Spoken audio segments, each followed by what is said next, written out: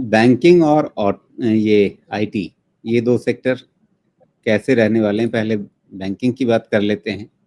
जाहिर तौर पे झटका यहाँ भी लगेगा, तो कितना लगेगा, किन स्तरों पे नजर रखेंगे हम सोमवार को, और उसके आगे हफ्ते में जैसे आगे बढ़ेंगे तब? देखिए, दो तरीके से समझते हैं इसको रजिए। पहला, भूल जाते हैं कि ट्रंप नामक कोई व्यक्ति एग्जिस्ट करते हैं, फॉर द मोमेंट भूल जाइए, सिर्फ इस चार्ट को देखिए। ये चार्ट आपको बताता है कि निफ्टी बैंक निफ्टी जो भी है 60,000 में जाने की तैयारी कर रहा है हर तरीके से। अब ये सिर्फ यही नहीं, आप इसके पीछे के कारक देख लीजिए। बैंक के चलने के लिए क्या है, बैंक एक्चुअली करता क्या है, बैंक का काम क्या है? बैंक का काम मेनली है जो आपके इकोनॉमी में, आपके बाजार में एक क्रेडिट फ्लो कराना, जिसको इस्तेमाल करके लोग प्रोड्यूस करें या जो भी करें, और उसके बेसिस पे आपका ग्रोथ हो। बैंक का अगर क्रेडिट ग्रोथ बढ़ने के लिए जो फेवरेबल फैक्टर्स हैं, होने चाहिए, वो आपके टेबल पे हैं या नहीं, पहले सवाल का जवाब। और अगर उस सवाल का जवाब हाँ है, in terms of RBI rate cut, in terms of consumption led जो भी है डिमांड, सब कुछ अगर है, तो कौन देता है कर्ज? कर्ज बैंक या फाइनेंशियल इंस्टीट्यूशन ही तो देता है। और अगर बैंक या फाइनेंशियल इंस्टीट्यूशन कर्ज देता है तो उनका बिजनेस बढ़ता है कि घटता है? अगर बिजनेस बढ़ता है तो बैंक का होना क्या चाहिए? बैंक को बढ़ना चाहिए। सब कुछ आपके फेवर में है।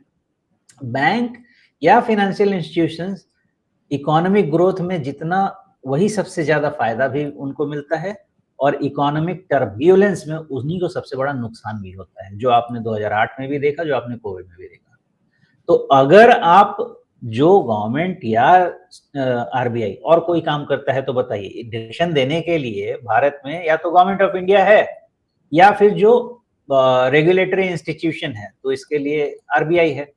तो इन्होंने जो काम किया है, वो काम तो यही है, क्रेडिट ग्रोथ को 8-9% से 12% के आसपास बढ़ाने के लिए किया है, या बाद में जाके 15% हो जाए, भगवान जाने। तो उस केस में बैंक का तो एसेट बैलेंस शीट एक्सपैंड होता है।